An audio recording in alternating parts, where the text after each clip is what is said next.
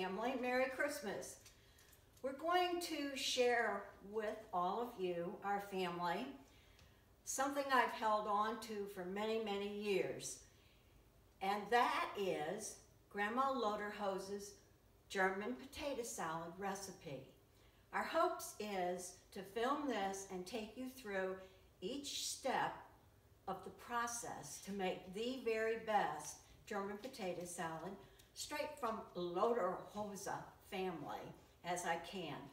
But to begin with, I'm going to wish you all a very Merry Christmas and Happy New Year.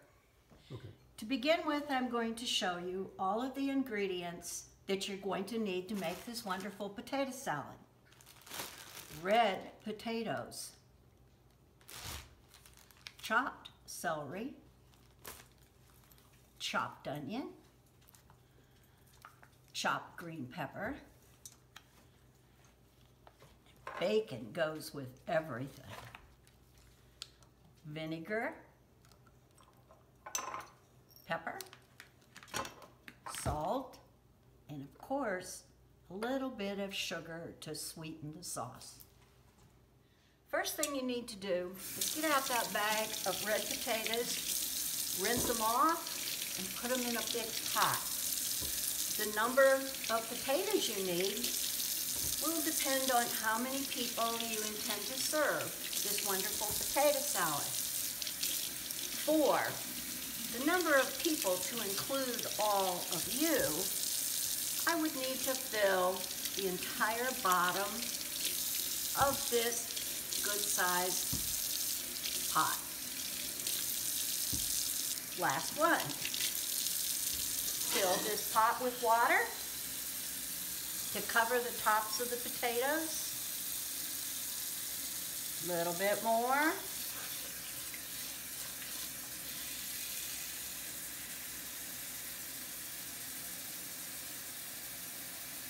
There you go, that's the right amount. Now, let's go put those potatoes on the stove and get them boiling. It'll take about 20 minutes for these to cook, boil, and become soft enough that when you put a fork in the potato will drop back off. Time to chop, chop, chop celery, onions, green pepper. You can chop it as fine as you want, just according to how much crunch you want in each bite. After I chop this, I will keep it all in a bowl until it's ready to mix in with the potatoes.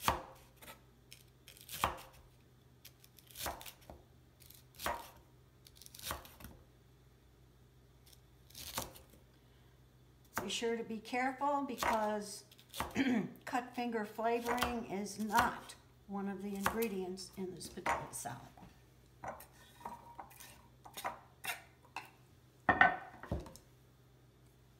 You can stop.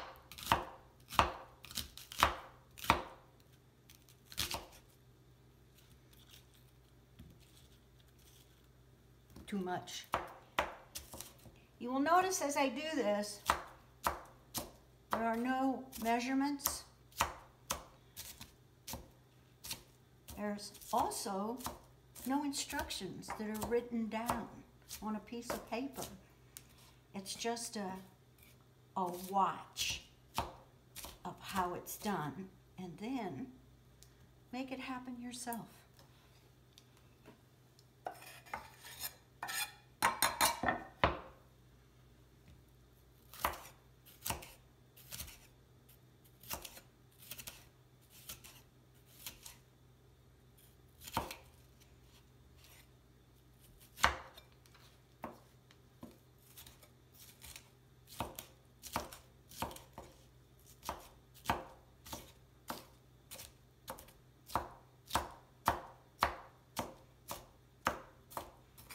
That's it, chopping's done. Now, peel the potatoes to boil and until they're just the right softness. I have the rest of the ingredients sitting here, but none of that is done. The sauce is not made until the potatoes are finished and have slightly cooled. And then we'll peel them, put them in the bowl, and go to the next step of making the roux sweet sour sauce. Look at those potatoes boiling away. I'm going to test them and see how close they are to being ready. Ooh, not yet. Not yet. A little bit longer, maybe just another 2 or 3 minutes. Okay. One more time, we're going to check those potatoes.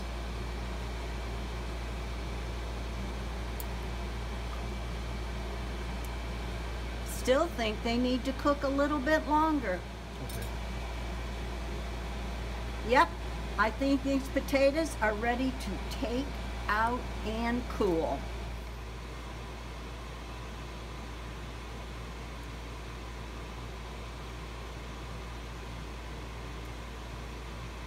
Can't peel them yet. You'll burn your hand.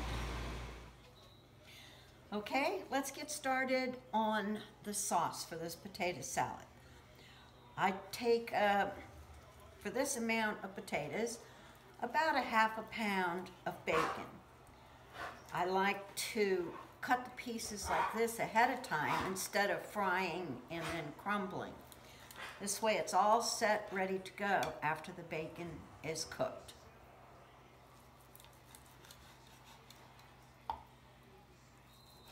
Why would I have the board straight? I cook up this bacon in a pan that's large enough to accommodate the amount of liquid that's going to go in it to make the sauce. So let's turn that gas fire on and let this bacon fry. And cook. I let that bacon cook until it really starts to sizzle. And then, depending on how much bacon fat, bacon grease is in the pan, that will determine how much I drain off and how much I leave for that seasoning in the roux sauce. This particular bacon is not very fat. It's not rendering off too much, but I think I will still drain a slight bit. What I do with that is I drain it and I put it in a container in the refrigerator, and I save it to pop popcorn. If you haven't tried popping popcorn in bacon grease, you're missing something, believe me. So I get all of that off. Well, I shouldn't say all. I leave enough to keep the bottom of the pan just kind of coated. This starts the roux sauce. I put 2 or 3 tablespoons of flour, white flour, in a glass. I fill it with cold water.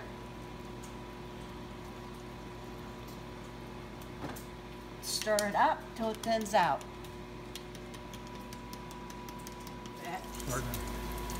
I've turned down the heat a little so it's not as hot as it was for frying the bacon. Then I take and I pour that water flour mixture in, and that starts the roux. I stir that around until it starts to thicken and bubble. You can see how it's thickened, and I go back and get some more ice water. I add it. And thin that roux sauce down. And then I'll continue to add the water until it amounts to what I'm estimating to be the amount of liquid for the sauce to go on the potatoes.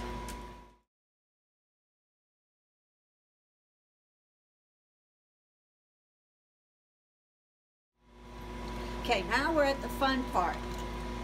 This is where all of you always ask, how much vinegar do you put in?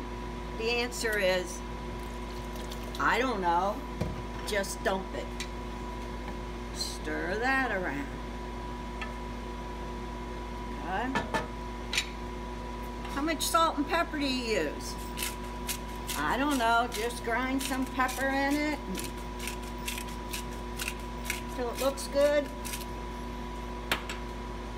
Same with the salt. A little salt. Always, you can always add more. Now, sugar. Don't know how much sugar. Just put some sugar in. Stir that all around and turn it down to a simmer and let it sit. Don't get impatient. This is when all of those flavors are coming together. It'll probably simmer for 10 to 15 minutes. While that sauce is cooking and simmering, this is when I peel the potatoes. Because they've been boiled with the skin on, I can just take a paring knife and slide it over the top and the skin just peels right off. I find that cooking the potatoes in the skin leaves more of the good potato flavor and you've not lost very much. Okay. After the potatoes have been peeled, then I just go ahead and slice them. I like slices, some people like little cubes, but this is how I do it. Okay. Stir this around a little bit more. And now we're down at the sampling point. Now, I have no guarantee after all the years I've made this, and I think I can honestly say it's never been exactly right the first time. I take a spoon, and I want to burn the holy heck out of my mouth, and I cool it down.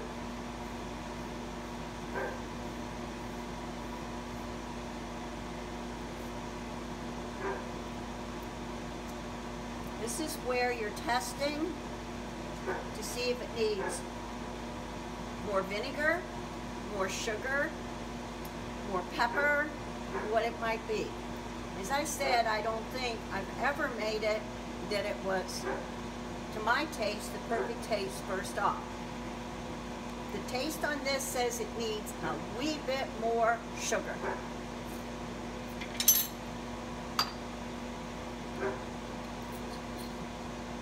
Ready? Another spoon of sugar, another stir.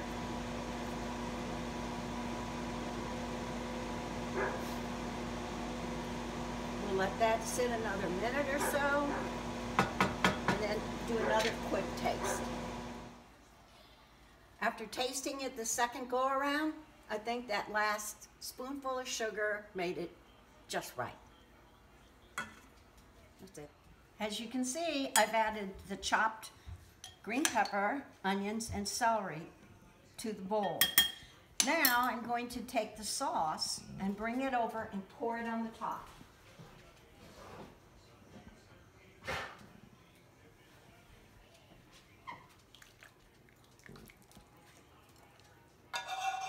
Just like that. A good stir around and let the potatoes then soak up all of the sauce.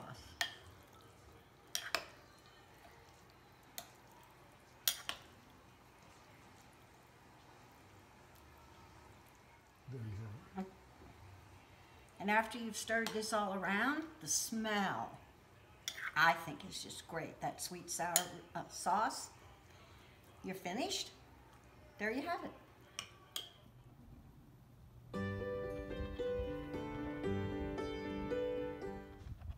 Okay. Going through some of my old recipes, I did find some to share with all of you that are in Anna Caroline Winker Loderhose's handwriting. Here's a recipe for her fried chicken. Below that, she has a recipe for baked chicken, reminding you to be sure and clean out the lung area of your chicken thoroughly. I thought that was pretty interesting. get this. The next page is a recipe for her dressing. And if you take note of that, you'll see this is the basic recipe that I've used for all these years to start my dressing, and then I add to it. I add mushrooms and a little more egg, and I add butter to it. But this is where the original recipe came from.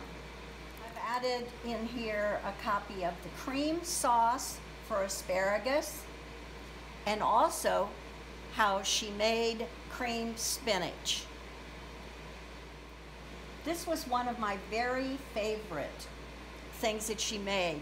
It's her version of a wilted lettuce, and the sauce consists of using a hard-boiled egg, a recipe for cabbage slaw, a recipe for green salad, and then over here is a cream puff recipe, and she uses sifted flour.